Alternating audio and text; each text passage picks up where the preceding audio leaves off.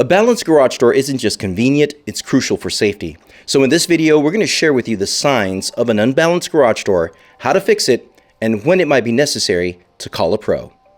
Let's party. So we were at this property not too long ago, basically utilizing our free resource, our garage door safety scorecard, to be able to know the score of this specific Wayne Dalton 6600 model garage door. And one of the things that we did find to this specific door is that the balance was off. And so we're going to show you real quick how we did that balance test. And it gives you an idea on how important it is to be done, because bad balance to a garage door can definitely cause some problems, not only to the garage door system, but also to the garage door opener. So we're going to release the garage door opener from the emergency release cord. We're going to lift our garage door.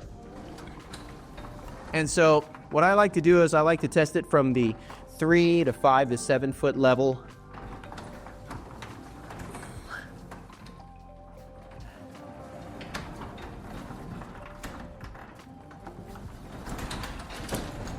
So you see how that comes racing down. Basically, our balance is off. So what I'm going to do first is I'm going to go ahead and add some turns to the torsion springs to make sure that we can balance out that garage door a little bit better. So we've got our bigger winding bars for this specific garage door torsion spring system. The reason being is because I could go with my normal winding bars. I'll show you them right now. Basically, they're these, but these have been modified. And honestly, I don't like to utilize these on 250 wire springs. I like to use these on bigger springs. Anything that's like, I would say like 243 and up, I would probably use these springs. So we're gonna start by releasing some of the tension, and then we'll add some turns. It's best to stay away from the direction of the winding bars. Some guys like to be in front of it. I don't. I will admit that I have done that in the past. I even made you do it, Sarah, one time. I know people were just like hooping and hollering on a video about it. But the reality is sometimes we just get distracted, or we lose sense of how to be able to safely approach these repairs. So it's a good reminder that we don't want to be in front of the torsion springs. So I'll go ahead and start just releasing the tension, and you'll see how it'll get loose here real quick. And it'll come down quick if we are not careful. There we go. There we go. Feel that tension.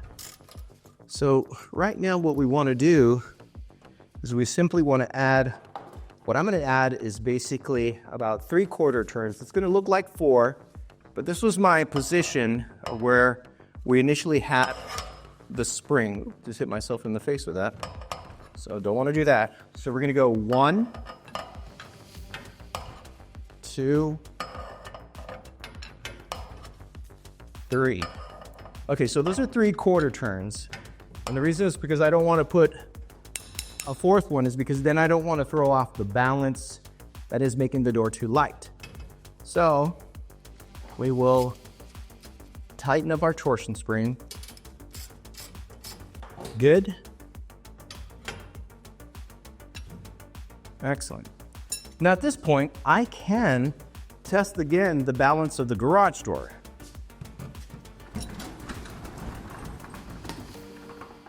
Look at that. That made a huge difference just with those 3/4 turns at our 3-foot level. But I'm going to go ahead and add at least another 3 to the other side, because I want to make sure that we're not dealing with a balance issue at the 5 and 7 foot level. We'll see how it looks like at the 5, which is my shoulder lengths. Yeah, that's actually pretty good. Yeah, it's no longer falling. So honestly, I may not want to put those extra 1/4 turns, but I'm gonna do it regardless, specifically so that way I make sure that after a while, the spring does not loosen too much, and we can still have that necessary tension stay a little bit longer, so that way the door stays balanced longer and they get better cycle life. There's a lot of tension behind there, so definitely don't want to be in front of that. 1, 2, 3. Okay, very good. And so we have our tension to this spring here. Let's see how that responds. It may make the door a little light, a little tighter, but that's okay because the springs will lose their tension a little bit. I would say we got about another year or so with these springs because this door is pretty darn heavy. Okay, so we have a pair of 250 wire, 250 by 2" by 28.25. So we'll say it's a 28 spring. So if we were to lower this on a 1 3/4 diameter, 28, 29, 30, 31, 32, roughly a 33" spring, if you shorten the diameter to the garage door spring, you would want to compensate for the length. So if you're coming with a 250, 1 3/4 wire spring, you can't come in with a 28, not even a 29, not even a 30. That would make the door too hot. I would probably come with a 32, 33, maybe even go with a 34, just so that way you can, again, compensate for the shrinking of the diameter, making it a little bit longer. But let's see how it balances now. Here's a moment of truth. After we've added 3 turns, quarter turns I should say, to each spring, let's see how the door balances at the 3-foot level. Oh, that's a lot easier. Okay, yeah, it's a little tight, goes up by itself. Our 5-foot level is our shoulder length. Yeah, that's what I thought. Yeah, a little tighter. So I think what I'm gonna do is I'm gonna probably take a 1/4 inch off, or not a 1/4 inch, but I'm gonna take a turn off each side. So that way I can get that door to balance a lot better because I don't want it too tight.